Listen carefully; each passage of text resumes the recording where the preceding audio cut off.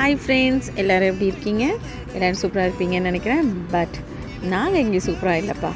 இந்த 2 குட்டீஸுங்களை வச்சுட்டு நாங்கள் படுற பாடு இருக்கா.